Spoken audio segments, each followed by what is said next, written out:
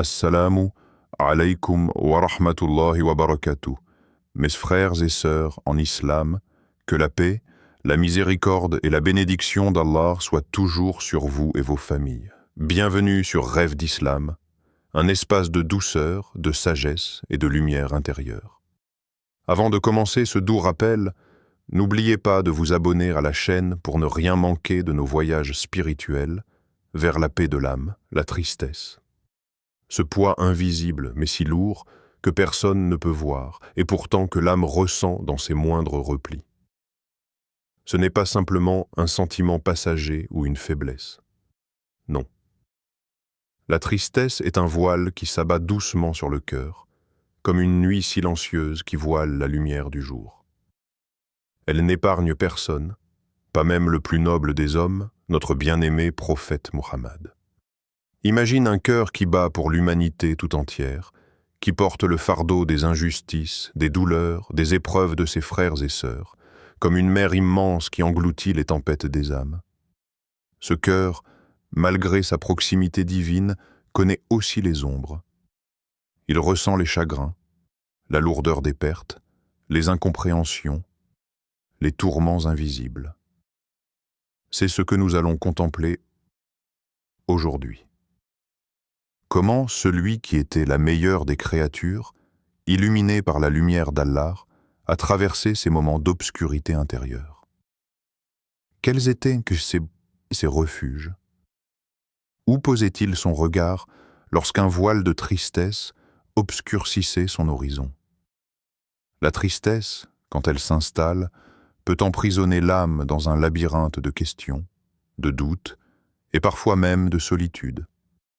Mais elle peut aussi devenir un pont, un passage secret, une porte vers une connaissance plus profonde, une patience illuminée. C'est dans cet équilibre fragile que se trouve la sagesse du prophète, qui nous invite à ne pas fuir notre peine, mais à la reconnaître, à l'honorer et à chercher en elle un message. Lorsque les nuages s'amoncellent dans le ciel du cœur, où le prophète puisait-il la force pour continuer? Quelles paroles, quels gestes, quelle lumière allèrent le guider? Ce voyage intérieur est un appel à regarder en soi, sans peur, avec douceur, à comprendre que la tristesse est parfois le signe que notre âme est en éveil, qu'elle cherche la présence d'Allah, ce doux compagnon qui apaise les cœurs. Nous ne sommes pas seuls dans nos moments sombres. Le prophète, le messager de la paix, le porteur de la miséricorde a lui aussi vécu cette expérience humaine, avec toute sa profondeur.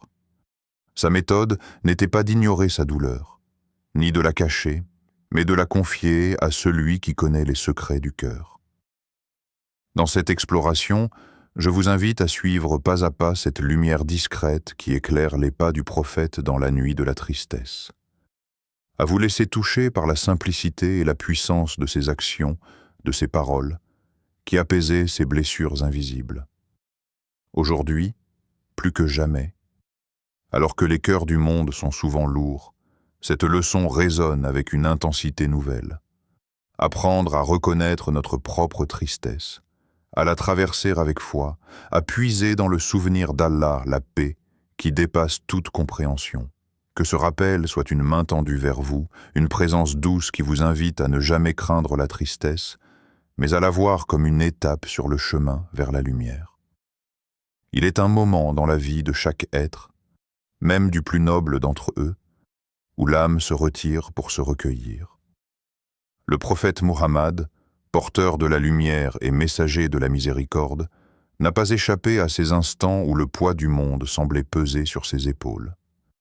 Imaginez cette scène, il y a plus de 14 siècles, la pénombre douce d'une chambre humble.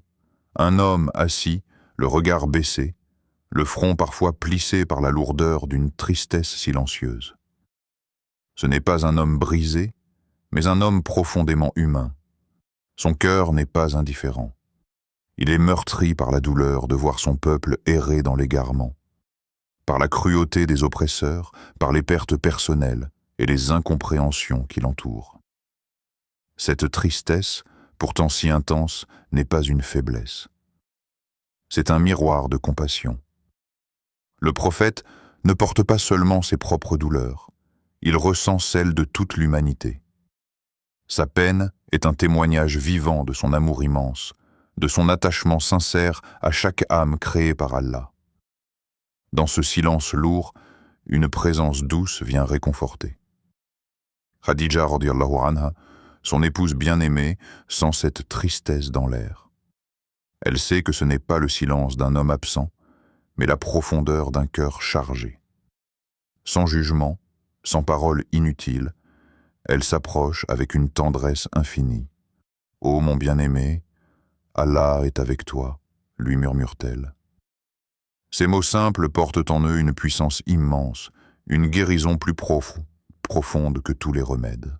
Ce rappel du soutien divin, cette présence invisible mais réelle, allège les épaules du prophète. Il ne se sent plus seul dans sa peine. Khadija radiyallahu anha, par sa foi, sa sagesse et son amour, est un pilier de lumière dans cette obscurité passagère. Elle incarne cette douceur que l'on doit se prodiguer les uns aux autres dans les moments difficiles. Cette histoire est bien plus qu'un simple récit.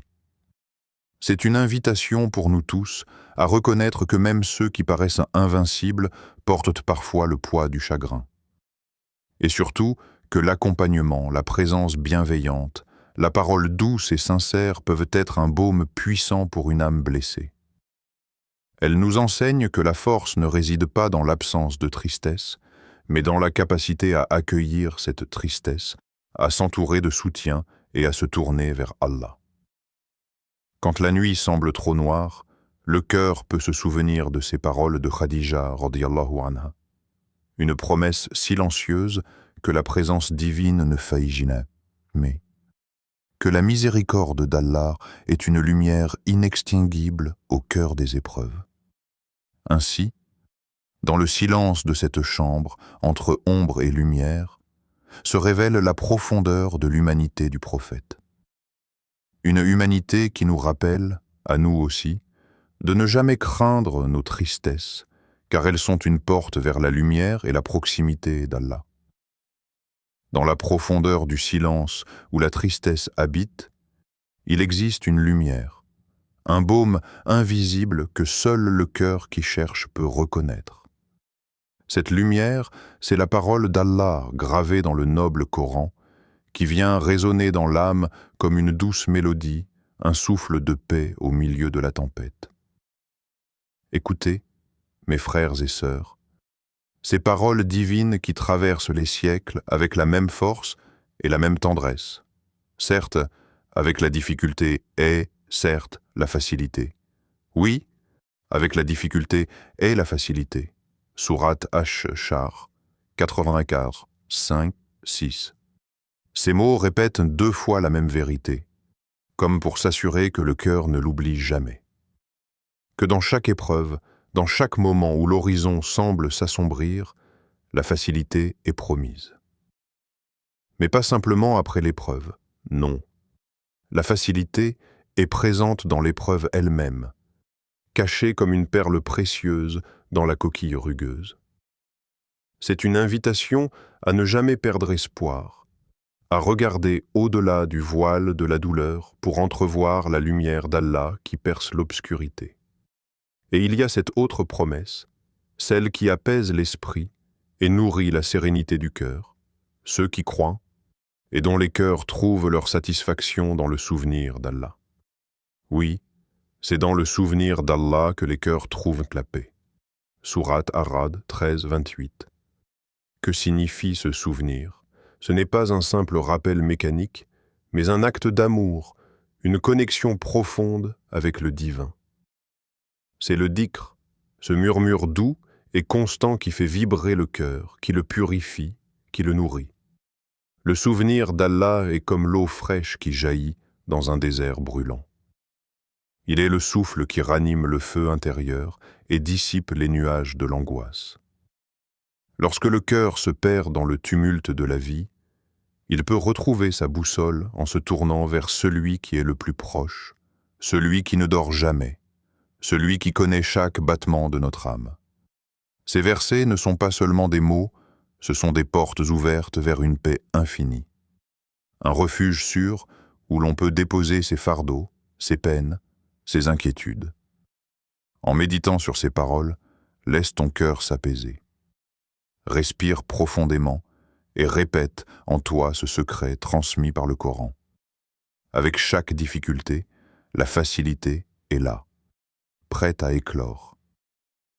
Souviens-toi, toujours, que le souvenir d'Allah est un remède qui guérit, un baume divin qui enveloppe la douleur et la transforme en sérénité. Alors, quand le chagrin frappe à la porte de ton âme, n'oublie jamais ses promesses. Ouvre-toi au dhikr, à la méditation, à la prière, et permets à la lumière du Coran de pénétrer chaque recoin de ton être. Car c'est dans cette proximité divine que la tristesse s'efface, que la paix s'installe et que l'âme retrouve son souffle. Le prophète Muhammad, dans sa sagesse infinie, nous a laissé des paroles qui transcendent le temps et l'espace, des trésors spirituels qui éclairent notre chemin, même dans les moments les plus sombres. Parmi ces trésors, ce hadith d'une simplicité bouleversante. La merveille de la foi est que tu sois content par Allah dans la joie, comme dans l'épreuve. Muslim. Que signifient ces mots pour notre âme souvent fragile et tourmentée? Ils nous enseignent une vérité profonde, celle que la foi véritable ne se mesure pas seulement dans la facilité, dans le bonheur apparent, mais surtout dans la capacité à accueillir l'épreuve avec sérénité. La tristesse, mes frères et sœurs, n'est pas une faute ni une faiblesse. Elle n'est pas le contraire de la foi, mais souvent un passage, une étape sur le chemin spirituel. C'est un terrain où l'âme apprend à déposer son fardeau, à se tourner vers celui qui est le plus miséricordieux, à affirmer sa confiance même lorsque tout semble s'effondrer. Le prophète nous invite à une révolution intérieure, être content, satisfait de la volonté divine, qu'elle nous apporte la joie ou l'épreuve. Ce contentement ne naît pas de la résignation, mais d'une profonde connaissance du lien sacré qui nous unit à Allah. Imagine un cœur qui, face à la douleur, au chagrin ou à la perte, ne succombe pas au désespoir, mais trouve une paix inébranlable en se rappelant que chaque difficulté est une occasion de grandir, d'approfondir sa foi, de se purifier. Cette lumière intérieure que seul le croyant peut ressentir illumine la nuit la plus sombre. Elle transforme la tristesse en une forme de gratitude, parce qu'elle sait que derrière chaque épreuve se cache une sagesse, une miséricorde divine. La foi devient alors une boussole, un refuge. Ce n'est pas une émotion éphémère, mais une réalité ancrée dans le cœur qui permet d'avancer pas à pas avec confiance. Le prophète, qui a lui-même connu les peines les plus intenses, ne nous promet pas un chemin sans obstacles. Il nous enseigne plutôt comment traverser ces épreuves avec une foi vive, une lumière qui éclaire même les pas vacillants. Dans ce hadith, il y a aussi une invitation à la patience. Sabre, cette patience qui n'est pas un simple silence face à la souffrance, mais une force active, un choix conscient de se tourner vers Allah en toutes circonstances. Cette lumière dans l'épreuve, c'est aussi ce lien profond entre la confiance, tawakkul, et l'acceptation. Savoir que peu importe les douleurs du moment, Allah est le maître des cœurs, le guérisseur des âmes, celui qui ne laisse jamais ses serviteurs sans secours. Ainsi, à chaque fois que la tristesse frappe à ta porte, rappelle-toi ce hadith. Souviens-toi que la foi est une merveille qui t'offre la paix, même dans la tempête. Que cette lumière divine éclaire ton chemin et remplisse ton cœur d'une confiance inébranlable. Car être content par Allah dans la joie comme dans l'épreuve, c'est toucher la profondeur même de la foi. Plongeons au cœur de ce mystère intérieur que chaque être porte en lui. Ce voyage silencieux au sein de l'âme, là où se croisent le kalb, la nafs et le ruh.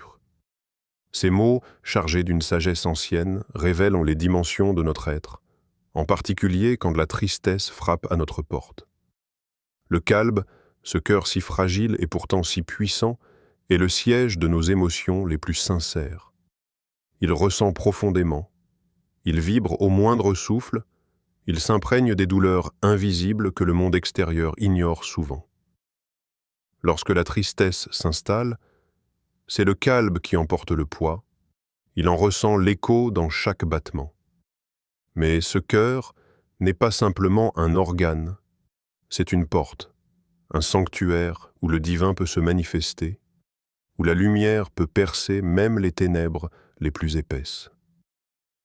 À côté du kalb se trouve la nafs, souvent traduite par âme, mais qui désigne en réalité cette part de nous-mêmes qui peut s'agiter, se perdre, s'attrister. La nafs est cette voix intérieure qui parfois s'élève dans la confusion, qui peut sombrer dans le doute ou le désespoir, emportée par les vagues du tumulte. Elle est fragile, vulnérable, sujette aux illusions et aux passions qui obscurcissent le chemin vers la paix. Mais il existe en nous une dimension plus profonde encore, plus subtile, plus pure, le ru. Le ruh, ce souffle divin qui anime notre être. Cette lumière cachée, éternelle, qui ne s'éteint jamais. Le ruh est la part de nous qui appartient à Allah seul, un cadeau précieux qui transcende les douleurs, les peines, les tempêtes émotionnelles. Lorsque le prophète Muhammad traversait les moments de tristesse, il ne se laissait pas submerger par les remous de sa nafs. Il puisait dans son ruh la force d'aller plus loin, la lumière qui éclaire même dans la nuit la plus noire. Par le dhikr, le souvenir d'Allah, il nourrissait ce souffle sacré, il le réveillait avec douceur et persévérance. La prière, ce dialogue intime avec le Créateur, était son refuge, ce lieu sacré où son calme pouvait s'ouvrir en toute confiance, où ses blessures invisibles pouvaient être pansées. Dans la prosternation, il déposait ses fardeaux, ses angoisses, et recevait en retour cette paix profonde qui dépasse toute compréhension. Le prophète nous enseigne ainsi que la tristesse n'est pas une condamnation, mais une invitation à retourner vers notre essence la plus pure, à reconnaître la présence vivante du ruh en nous. Ce souffle divin qui, même quand tout semble perdu, reste un lien indéfectible avec Allah. Cette exploration intérieure est un appel à ne pas craindre les mouvements du kalb ou les tempêtes de la nafs, mais à les traverser avec conscience et amour en s'accrochant à la lumière du ruh. Et dans cette lumière, trouver la paix, la sérénité, la certitude que notre âme, malgré ses blessures, est toujours portée par la main du très miséricordieux. Ouvre ton cœur à cette vérité, laisse ton ruh s'éveiller, et accueille la tristesse non comme une fin, mais comme un passage, une purification, un retour vers la source divine. Frères et sœurs, aujourd'hui, prenons un instant pour changer notre regard sur la tristesse, sur cette émotion que tant redoutent, fuient ou jugent. La tristesse n'est ni un défaut ni une honte. Elle n'est pas le signe d'une foi défaillante, ni celui d'un cœur faible. Au contraire, la tristesse est le reflet de notre humanité profonde, la marque d'une âme vivante et sensible. Imaginez un miroir. Lorsque vous vous tenez devant lui, il ne cache rien, il ne juge pas. Il vous montre ce que vous êtes réellement, avec vos forces et vos faiblesses, vos lumières et vos ombres. La tristesse, dans ce miroir intérieur, révèle ces instants où le cœur se sent vulnérable, où l'âme semble fléchir sous le poids des épreuves. Mais ce miroir n'est pas là pour briser ou condamner. Il est là pour nous inviter à un retour, à une reliance, un rapprochement. Car en reconnaissant notre faiblesse, en l'acceptant, nous ouvrons la porte à la patience, sabre et à la force véritable. Le prophète Muhammad, dans sa grandeur d'âme, nous montre ce chemin. Il ne cache pas ces moments d'épreuve. Il les traverse avec courage, certes, mais surtout avec foi et confiance en la miséricorde infinie d'Allah. Il nous enseigne que c'est précisément dans ces instants de faiblesse apparente que la lumière de la foi peut briller le plus intensément. Car la force la plus pure, celle qui ne vacille pas, ne vient pas de la puissance extérieure, ni des réussites visibles. Elle naît dans le cœur humble qui se tourne vers Allah, qui lui rappelle sa grandeur, sa sagesse, sa bonté infinie. Quand le chagrin envahit l'âme, c'est le moment de se souvenir que nous ne sommes jamais seuls. Allah est avec nous, plus proche que notre veine jugulaire. Cette proximité divine est une source inépuisable de réconfort, un refuge où nous pouvons déposer nos doutes, nos peines, nos fatigues. Dans cette reliance, la faiblesse se transforme. Elle devient une force intérieure, une puissance douce mais inébranlable, car elle est nourrie par la confiance en celui qui a créé les cieux, la terre et tout ce qui existe. Le prophète nous encourage à accueillir nos émotions, à ne pas les fuir, mais à les traverser avec patience et foi. Car chaque épreuve est une école, chaque tristesse une leçon, chaque faiblesse une étape vers un renforcement spirituel. Sachez, mes frères et sœurs, que dans ce cheminement, votre cœur peut se purifier, s'élever et s'ouvrir davantage à la miséricorde divine. La tristesse, quand elle est habitée par la foi, devient un pont vers la paix intérieure, un tremplin vers une joie plus profonde et durable. Alors, lorsque vous sentirez la tristesse vous envelopper, n'en ayez pas peur, ne la fuyez pas. Accueillez-la comme un signe que votre âme est vivante, en quête et prête à se tourner vers Allah avec plus de sincérité, plus d'humilité et plus d'amour. C'est là que se trouve la vraie force, dans cette humble reliance au Créateur, cette foi qui éclaire même les nuits les plus obscures. Lorsque la tristesse vient comme une vague silencieuse, envahissant doucement le cœur, il est facile de se sentir isolé, perdu dans un océan d'émotions que l'on ne sait comment nommer ni apaiser. Pourtant, mes frères et sœurs, dans ces instants de fragilité, il existe une main tendue, une lumière douce qui ne faiblit jamais, le retour vers Allah. Rappelons-nous ensemble le prophète Mohammed, ce modèle d'humilité et de sagesse, qui, malgré les lourdes épreuves, se tournait toujours vers son Seigneur avec une douceur infinie, une confiance pure, presque enfantine. Imaginez ce geste humble, cet acte de foi silencieux où l'on dépose tout son fardeau entre les mains de celui qui est le plus miséricordieux. C'est cette attitude que je vous invite à embrasser aujourd'hui. Lorsque la tristesse s'installe, ne luttez pas contre elle dans la solitude.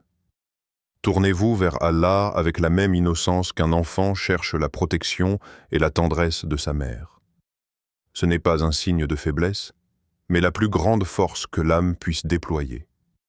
Dans ce retour, il y a un trésor simple et puissant, le dhikr, le rappel d'Allah, qui agit comme un baume sur le cœur meurtri. Récitez doucement en vous-même comme une mélodie apaisante. Hasbi Allahu la ilaha illa huwa, alayhi tawakkaltu.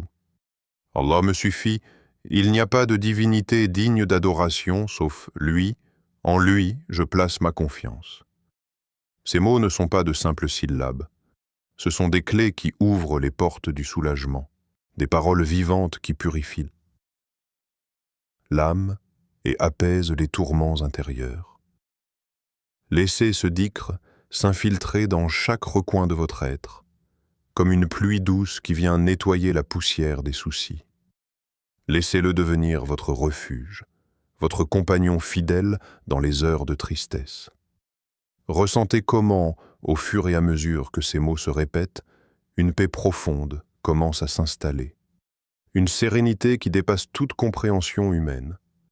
Le cœur s'allège, l'esprit se calme, et l'âme retrouve cette confiance essentielle en la sagesse divine. Ce retour vers Allah n'est pas une fuite, mais un courage. Le courage de reconnaître que nous avons besoin de lui, que notre faiblesse est une porte vers sa puissance infinie, que notre douleur peut se transformer en lumière quand elle est déposée dans ses mains. Alors, mon frère, ma sœur, lorsque la tristesse viendra, accueille-la sans peur.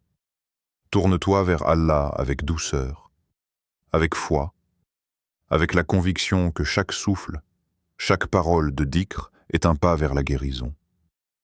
Souviens-toi que tu n'es jamais seul, que le Créateur de l'univers entend ton cœur, voit ta peine et attend avec patience que tu viennes vers lui. Que ce doux rappel soit pour toi un refuge, un apaisement, une source d'espoir inépuisable.